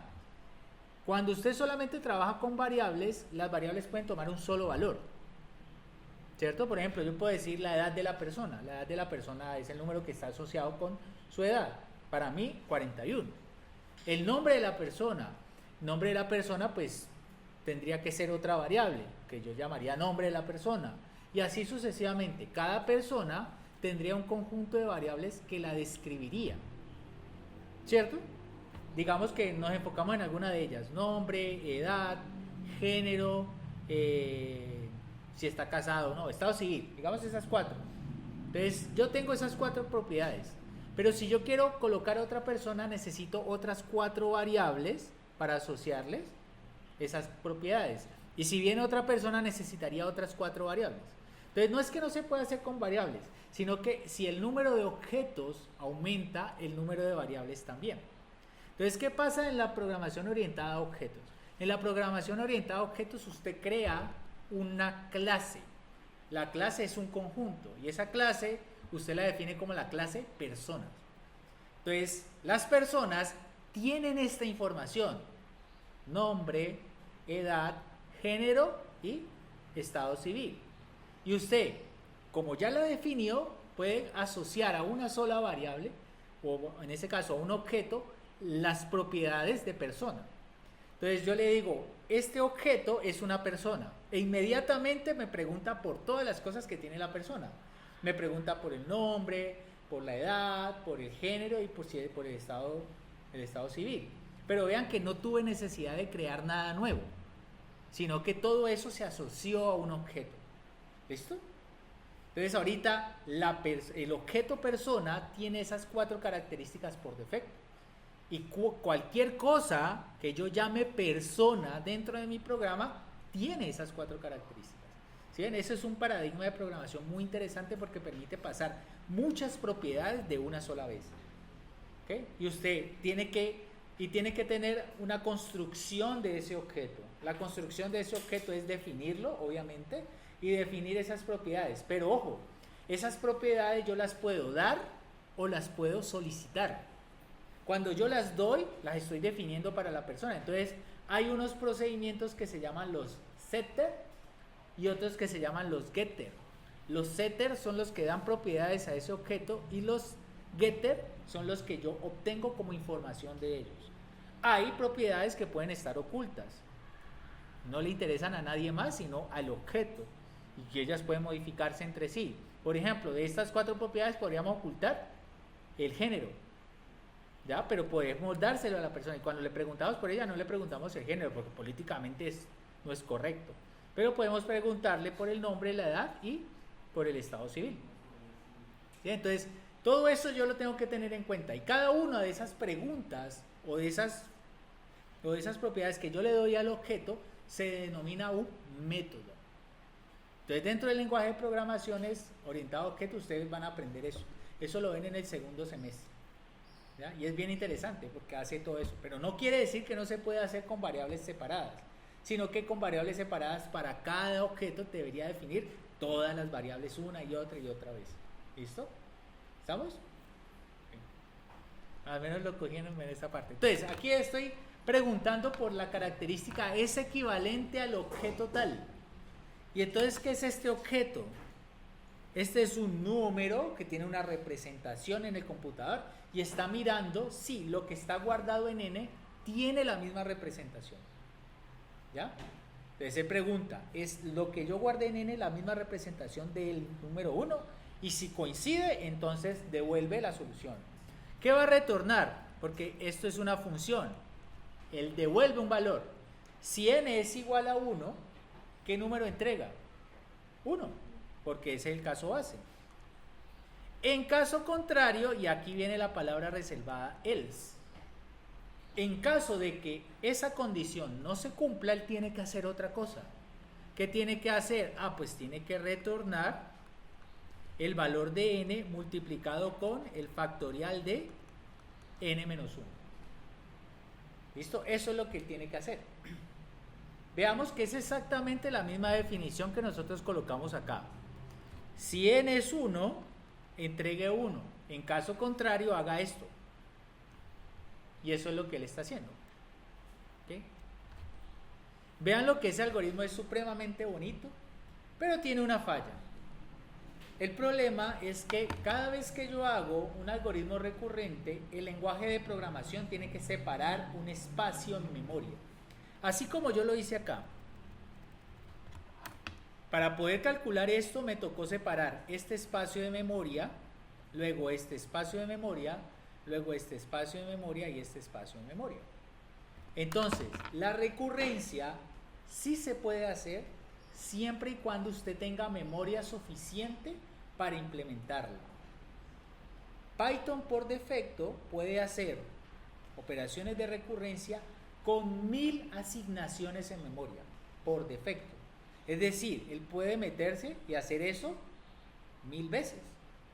Pero si usted quiere ir más allá, Python le va a decir, no se puede. Porque eso es abrir espacios de memoria. ¿Por qué razón es importante esta discusión? ¿Y por qué razón ustedes deben entenderlo? Porque claro, ustedes saben que otra vez yo quiero programar, yo quiero hacer una aplicación ya y volverme millonario. Sí, pueden hacerlo y así lo espero que lo hagan. Pero ¿por qué razón es importante? Porque ustedes deben entender que estos aparatos tienen una arquitectura. La arquitectura es como las características que usted la compra. Yo la compro con una memoria RAM, la compro con un procesador, la compro con un disco duro, la compro con un entorno de programación, la compro con un sistema operativo.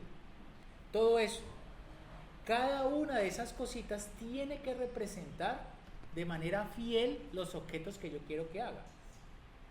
Si hay algún proceso que se lleva mal, el sistema operativo a ustedes les ha pasado, no sé si les ha dado algunas veces pantallazo azul en el computador. Es porque cuando él hace un proceso, no está representando bien la información. Entonces, cuando no representa bien la información, el aparato simplemente dice, hay una cosa que llama sistema operativo que está vigilando todos los procesos. Si hay un proceso que falla y él puede apagarlo, lo apaga. Pero si hay un proceso que falla y por ese proceso comienza a fallar este otro y comienza a fallar este otro y comienza a fallar este otro, el sistema operativo, aquel que está de inspector, simplemente dice, apaguemos y vaya, y vámonos, ¡pum! Y él apaga. Y él dice, no sé hacer nada más, porque no sé qué está pasando. Y entonces por esa razón da pantallazo azul. ¿Ah? Claro, y él pide reiniciar. A veces eso se da porque usted ha instalado un nuevo paquete o ha instalado una actualización. Y es que a veces, y eso pasó hace poquito, ¿no?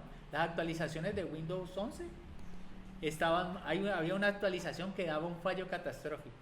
Entonces, ¿qué pasaba? Simplemente ¡plup!, el computador se apagaba. Y eso tiene que ver con un firewall que él instalaba. Firewall para evitar que entraran virus, ¿no? Entonces, había una nueva versión que detectaba un proceso del sistema como si fuera un virus. Y entonces, por esa razón, como siempre lo estaba detectando como virus, entonces cada vez que iniciaba, plum, se apagaba.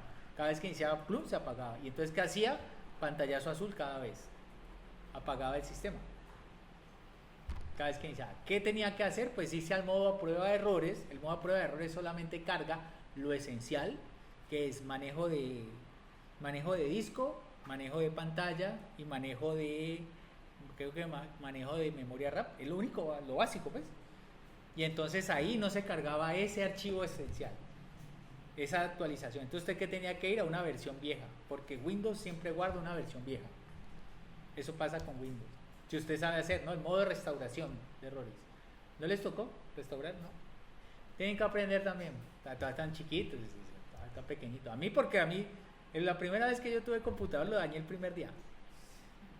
Le borré System 32, donde está todo, para poder que el computador arranque. Entonces lo dañé. Obviamente desconocimiento, ¿no? Lo dañé ahí, dije, ¿esto por qué? Me aparecía ahí, borré mucho. Cuando volví a iniciarlo, no funciona, entonces tocó volver a hallarlo allá. Necesitaban el sistema operativo, nos cobraron en esa época 150,000 pesos, que es un jurgo de plata. Eso fue en el 2001, imagínense. Me cobraron 150.000 por eso. Era un burgo de plata. Y yo dije, nunca más en la vida me vuelve a pasar. Porque lo que vi que él hacía era solamente meter unos discos, el CD, ¿no? De arranque. Y dije, solamente le voy a pagar 150.000 por esa persona. Nunca más me vuelve a pasar. Y nunca más me pasó. Bueno, toca aprender. Pero bueno, entonces aquí es importante que entiendan que cuando uno hace una recurrencia o hay algoritmos que se solucionan de esta manera, las recurrencias ocupan espacio en memoria, ¿ya? Y entonces él deja el espacio de memoria en stand-by hasta que logre resolver el caso base. Y cuando logra resolver el caso base, se devuelve y completa los espacios de memoria que tiene abiertos. Porque él dice, yo supongo que aquí cabe la solución. Y ahí la deja. Supongo que aquí cabe y se va así, ¿ya? Aunque él no sabe si efectivamente cabe. Si no cabe, él asigna un poquito más de espacio de memoria. Y ya. Y uno ve en el proceso, cuando uno se mete a hacer el análisis de los procesos en el computador, uno ve que la memoria RAM se va llenando. Simplemente se llena. Pero como ahorita ustedes tienen computadores que tienen una memoria cuasi infinita, o sea, tienen suficiente memoria, pero antes no. Antes los computadores venían con una memoria limitada en tamaño. Entonces, como era limitada en tamaño, usted tenía y estaba obligado a hacer las operaciones de la manera más eficiente posible. Les doy esta información. Este computador que hay aquí en este momento es más poderoso que el que yo compré por primera vez. Es muchísimo más poderoso. El que yo compré por primera vez era 126 MHz y tenía 10 GB de memoria RAM, de disco duro, 10 GB de disco duro, 10 GB. Y la memoria RAM era de 56K, 56 kilobits. Ahorita este que yo tengo aquí tiene 16 GB de memoria RAM, o sea, casi 16 millones de veces más de lo que yo tenía en esa época. Tiene 1 tera de estado sólido, 1 tera de mecánico y 256 de estado sólido. Tiene 8 núcleos que corren a 2.8 GHz. O sea, tremendo aparato. Y los mismos los que ustedes tienen ahí al lado. El computador que envió al hombre a la luna es menos poderoso que el computador que hay dentro del cargador de un celular. De este tamaño es la eficiencia de los algoritmos que se hacían antes. Ahora hay algoritmos que son muy bonitos, pero no son nada eficientes. Los correspondientes, por ejemplo, a los videojuegos. Para jugar Red Dead Redemption creo que necesitas como 50 gigas disponible en espacio duro, en disco duro.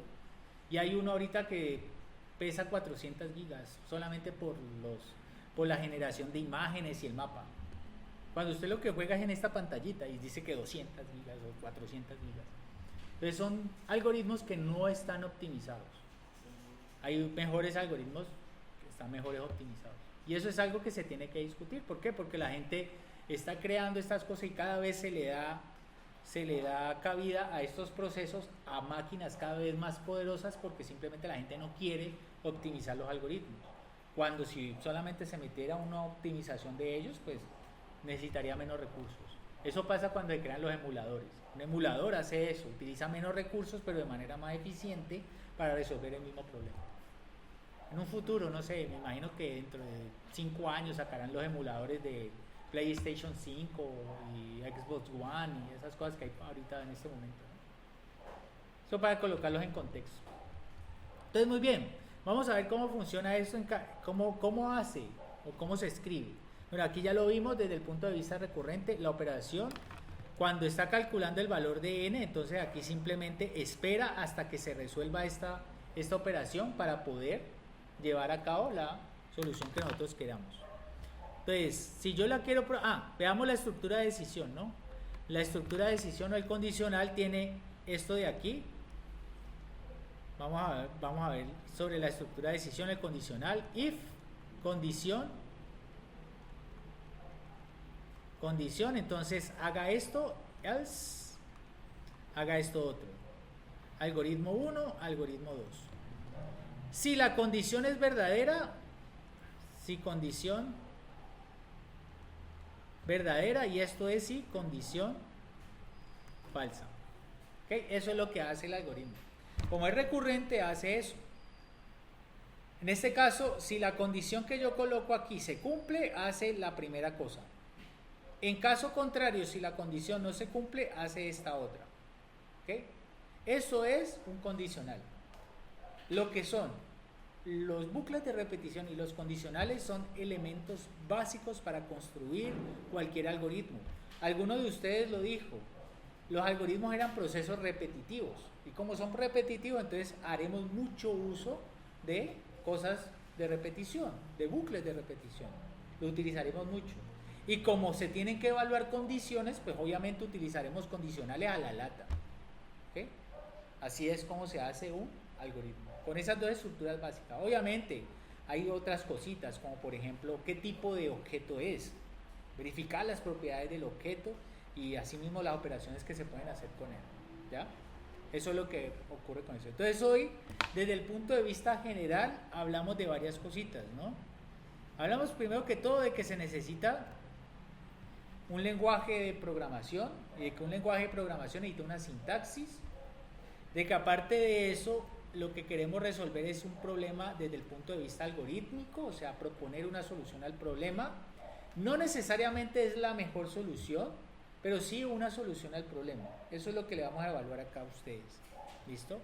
Que hay entornos de desarrollo, que es donde yo voy a escribir mi algoritmo, que hay funciones que tienen unos parámetros y hay una estructura de cosas que se hacen dentro de ese algoritmo. ¿Listo? Y programamos para la función lineal. Hicimos estructuras de repetición simples solamente para hacer una tablita utilizando una función. ¿Listo? Vimos lo que era un iterador y lo que era un iterable, y aparte de eso vimos una estructura recurrente. O sea, vimos bastantes cositas hoy, muchas. Luego nos vamos a centrar en hacer un jueguito.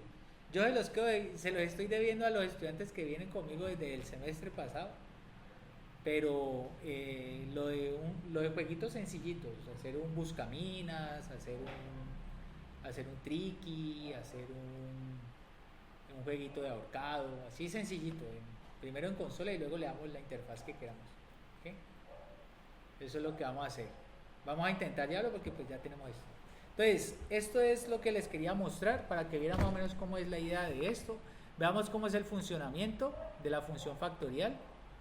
¿Okay? Voy a crear aquí aparte otro. Ya, yo les entrego también estos códigos que generemos acá, ¿no? Vamos a escribir aquí factorial. Ustedes pueden cargar eso allá en factorial de n. If n equal to 1, entonces return 1. Ah, hombre. Dígame. Ah, conmigo no. No me meto en la conversación. Listo, tranqui, yo entiendo. 1, en caso contrario, return n por factorial de n-1. ¿Okay? Y aquí voy a calcular el factorial print. Voy a colocar el valor de n aquí, n igual a 5 por ejemplo, y print fac de n. Okay, ahí es lo que hicimos arriba, ¿no? Preguntar cuál era el factorial de 5, que digamos que es 120, ¿no? Entonces, run. Ah, hombre, aquí que estoy haciendo 5 por 4. Ah, factorial de n-1, no, 5 por factorial de n, ¿no? Era. Que me fue el menos 1, no sé por qué. Factorial de n. Entonces quiero calcular el factorial de n y efectivamente 120. ¿Listo? Y si yo coloco un número, vamos a ver cómo crece este objeto. Digamos factorial de 10, ¿qué sería? 10 por 9 por 8 por 6, ¿así? Este número, ¿cómo crece? Crece rápido, ¿no? Factorial de 10 es esto. Factorial de 64, es un número más grande que uno puede colocar en una Casio FX72X. Número más grande que uno puede colocar ahí. Factorial de 64 es este numerito. Claro, grande, ¿no? Factorial de 64, ¿cuántos números tiene? Tiene alrededor de 96, 90 algo. Coloquemos uno más grande. Vamos a ver hasta qué momento el computador me hace crash. O sea, este computador no, como eso lo estamos programando online, el computador de allá hace crash. Vamos a ver en qué momento hace crash. O sea, en qué momento se demora en entregar el resultado. Vamos a calcular el factorial, no sé, de 1000. A ver, coloquemos un número así, a ver. Si el factorial de 64 fue grande que el factorial de 1000, ni idea cuántas cifras tenga. Ah, ya se salió. ¿Sí ve? ¿Por qué esto? Máxima recursión. O sea, no puedo irme porque cuando yo le coloco 1000, él tiene que abrir 1000 espacios de memoria. Y eso es una limitación que tiene Python. Pero yo puedo saltarme eso si me meto en el mass recursion y le cambio el número, ¿no? Entonces no vamos hasta 1000, vamos hasta un número más pequeño. Vamos hasta 900 pues para asegurar que la cosa funcione. Factorial de 900, a ver. Uf, ahí ya terminó. El asunto es cuántos números tiene.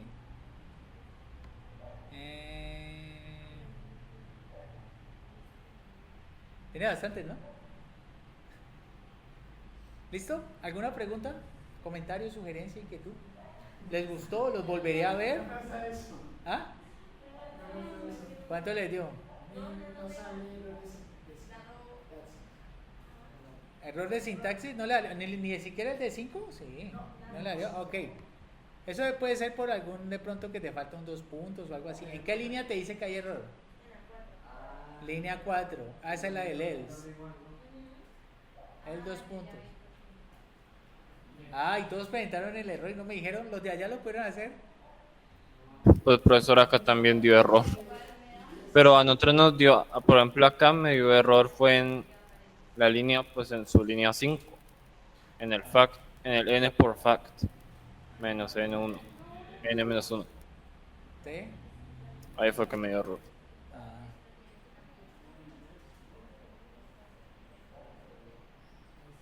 Bueno, entonces les voy a enviar la asistencia, por favor, para poder, diligenciar la asistencia. Para poder diligenciar la asistencia, por favor, se meten a este Meet. Yo se las envío allá. Angela, un gustazo volver a verte después de tanto tiempo. Muchas gracias. Vamos a seguir trabajando este tipo de cosas. Ahorita voy a dejar de grabar solamente para comentarles a ellos dónde pueden revisar el material. ¿Listo? Ah, ¿ya le dio? Ah, qué bien. ¿Ya les dio a ustedes? ¿Cómo que no? ¿Qué dice en English? ¿En English, please? No, my English is not very good looking, como decía Celia Cruz.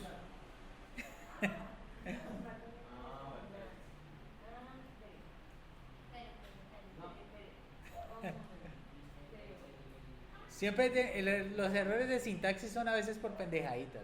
Se me olvidó el 2 puntos, se me olvidó dejar el espacio. ¿Ya le dio?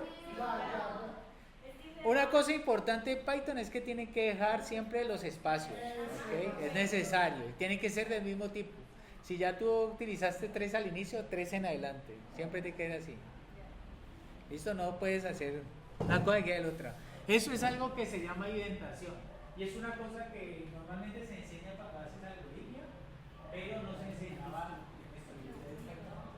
No es porque tú estás, tienes que correr este hacia acá. Vean que el retorno tiene espacio. También cuenta el espacio.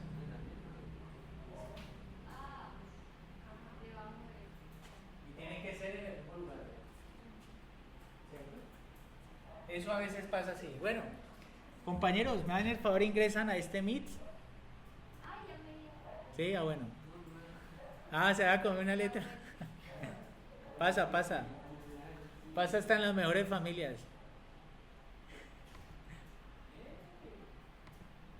Listo, por favor, vean, en este Meet.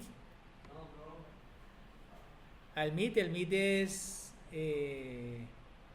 ITU DIVE QVS.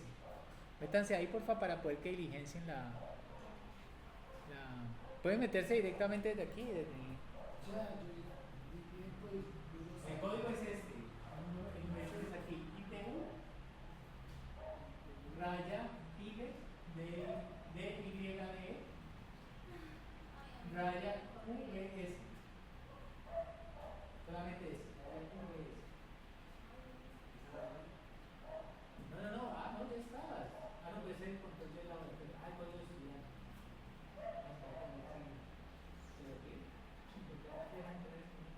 No, pues sí que mejor queda aquí. Porque ya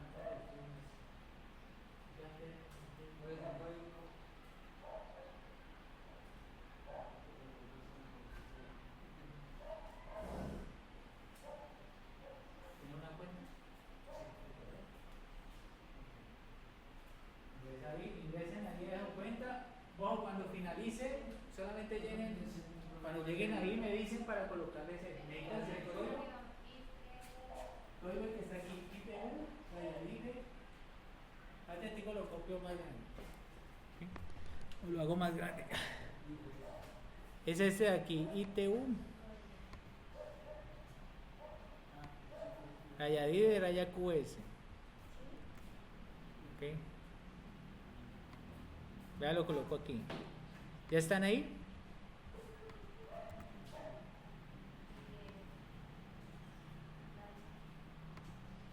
Este es ITU, rayadide, raya QS. ¿Ok? Listo, voy a dejar de grabar aquí. Ya para.